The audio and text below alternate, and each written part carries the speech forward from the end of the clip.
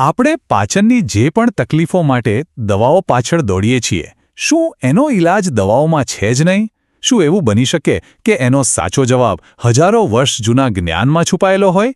ચાલો, આજે આપણે એવા જ બે રહસ્યોને જાણીએ જે પાચન પ્રત્યેની આપણી સમજને સંપૂર્ણપણે બદલી શકે છે. કદાચ એવું લાગે કે અરે દિવસની 5 મિનિટમાં વળી શું થાય, પણ માનો કે ના માનો, આ એક સત્ય ઘટના પર આધારિત છે.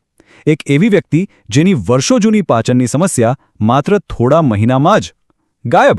અને આ કોઈ જાદુ નથી, એની પાછળ પાકું વિજ્ઞાન છે. આ વાત છે એક એવી વ્યક્તિની જે વર્ષોથી એસિડિટી, દુખાવો અને દવાઓના ચક્કરમાં ફસાયેલી હતી.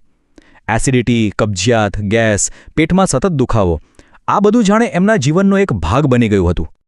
એવું નહોતું કે એમણે પ્રયત્ન નહોતા કર્યા. મોટા મોટા ડોક્ટરો, જાતજાતની દવાઓ, બધું જ કરી જોયું, પણ ક્યાંય રાહત ન મળી. અને પછી એક વૃદ્ધ વૈદ્ય મળ્યા. એમણે કોઈ દવા ના આપી, બસ 2 સાવ સાદી સૂચનાઓ આપી. અને જે પરિણામ આવ્યો એ ખરેખર અકલ્પનીય હતું. માત્ર 3 મહિનામાં જ એમની વર્ષો જૂની પાચનની બધી જ સમસ્યાઓ જાણે હતી જ નહીં, દવાઓમાંથી સંપૂર્ણ છુટકારો. તો આખરે એ 2 સૂચનાઓ હતી શું? શું હતું એ રહસ્ય? ચાલો પહેલા રહસ્ય પરથી પડદો ઉઠાવીએ. આ કંઈક એવું છે જે જમ્યા પછી આપણી પાસેથી માત્ર 5 મિનિટ માંગે છે. સાવ સરળ પણ એટલું જ શક્તિશાળી. અને એ રહસ્ય છે વજ્રાસન.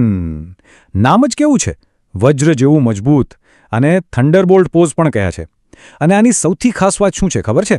યોગના હજારો આસનોમાંથી આ એકમાત્ર એવું આસન છે જે ભરપેટ એટલે કે જમ્યા પછી તરત જ કરવાની સલાહ અપાઈ છે.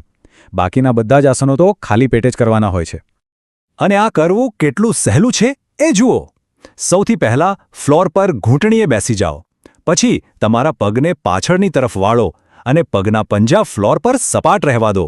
હવે તમારા બંને પગના મોટા અંગૂઠા એકબીજાને અડકે એ રીતે રાખો અને બસ તમારી એડીઓની વચ્ચે જે જગ્યા બને છે એમાં આરામથી બેસી જાઓ. કરોડરજ્જુ એકદમ સીધી અને હાથ ઘૂંટણ પર. બસ આ છે વજ્રાસન. પણ હવે મનમાં સવાલ થાય કે ભાઈ, આટલું સરળ દેખાતું આસન આટલું શક્તિશાળી કેવી રીતે હોઈ શકે? આની પાછળનું વિજ્ઞાન શું છે? ચાલો સમજીએ. જુઓ, સામાન્ય રીતે જમ્યા પછી શું થાય? આપણા શરીરનું લોહી હાથ, પગ, મગજ બધે જ ફરતું હોય છે, એટલે પાચનતંત્રને પૂરતી શક્તિ નથી મળતી. પણ જેવી જ આપણે વજ્રાસનમાં બેસીએ છીએ, એક જાદુ જેવું થાય છે. પગમાં લોહીનો પ્રવાહ કુદરતી રીતે ઓછો થઈ જાય છે અને એ બધું જ લોહી સીધું આપણા પાચન અંગો તરફ ધસી જાય છે. એટલે શું?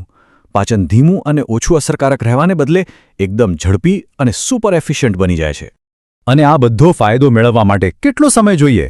માત્ર 5 મિનિટ. જી હા, દરેક ભોજન પછી ફક્ત 5 મિનિટ. હા, જો 10-15 મિનિટ બેસી શકાય તો સોનામાં સુગંધ ભળે, પણ ઓછામાં ઓછી 5 મિનિટ પણ ચમત્કાર કરી શકે છે. તો આ તો હતું પહેલું રહસ્ય. હવે વાત કરીએ બીજા રહસ્યની. અને આ કોઈ આસન કે કસરત નથી, આ તો ખાવાની રીતમાં જ એક મૂળભૂત ફેરફાર કરવાની વાત છે, જેને આપણે કદાચ ભૂલી જ ગયા છીએ. જરા યાદ કરીએ, આપણા દાદા-દાદી, નાના-નાની, એ લોકો ક્યાં ડાઇનિંગ ટેબલ વાપરતા હતા? એ બધા તો જમીન પર પલાઠી વાળીને જ જમતા હતા. અને આ ખાલી કોઈ પરંપરા નહોતી, એની પાછળ ગજબનું વિજ્ઞાન છુપાયેલું હતું, જે આપણે આજે ખુરશી ટેબલના ચક્કરમાં ગુમાવી દીધું છે. પહેલો ફાયદો તો શારીરિક છે. જમીન પર બેસવાથી શરીરની લવચિકતા વધે છે, જે લાંબા આયુષ્યની નિશાની માનવામાં આવે છે. આપણા જે હિપના સાંધા જકડાઈ લાય છે એ ખુલે છે, જેનાથી કમર અને ગરદનના દુખાવામાં મોટી રાહત મળે. ઉપરથી કરોડરજ્જુ કુદરતી રીતે જ સીધી રહે છે, એટલે પોસ્ચર પણ સુધરે છે. અને પાચન માટે તો આનાથી પણ વધારે ફાયદા છે. જુઓ, પલાઠી વાળીને બેસવાથી પાચન અંગો પર એક હળવી માલિશ થાય છે. પછી આપણે કોળીઓ લેવા માટે સહેજ આગળ ઝૂકીએ છીએ અને પછી પાછા સીધા થઈએ છીએ. આ જે હલનચલન છે ને, એ પેટમાં પાચક રસોને ઉત્તેજિત કરે છે. સાથે સાથે આ રીતે ખાવાથી આપણી ખાવાની ગતિ કુદરતી રીતે જ ધીમી પડે છે. ખોરાક બરાબર ચવાય છે અને પેટ ભરાઈ ગયું છે એનો સંકેત મગજ સુધી જલ્દી પહોંચે છે. ટૂંકમાં કહીએ તો આ જે વારંવાર આગળ પાછળ નમવાની ક્રિયા છે એ પેટના સ્નાયુઓ માટે એક હળવી કસરત જેવું છે. એ આખી પાચન પ્રક્રિયાને વધુ સારી અને સરળ બનાવે છે. તો હવે આ બંને રહસ્યોને ભેગા કરીને એકદમ સરળ 2 સ્ટેપનો હેલ્થ પ્લાન બનાવીએ. એક એવી ક્રાંતિ જે કોઈ પણ પોતાના જીવનમાં લાવી શકે છે. હવે જેમને વર્ષોથી ખુરશી પર બેસવાની આદત હોય એમના માટે શરૂઆત થોડી અઘરી હોઈ શકે છે. વાંધો નહીં, ધીમે ધીમે શરૂઆત કરો. દિવસમાં ખાલી 10-15 મિનિટ માટે ફ્લોર પર બેસવાનો પ્રયત્ન કરો.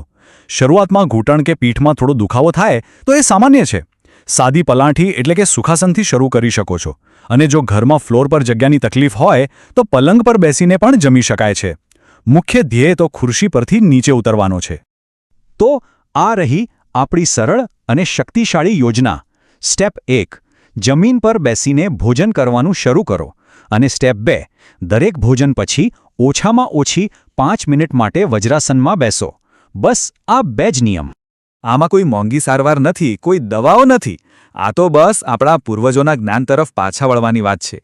એક એવી જીવનશૈલી જે આપણે ભૂલી ગયા છીએ. તો છેલ્લે એક સવાલ.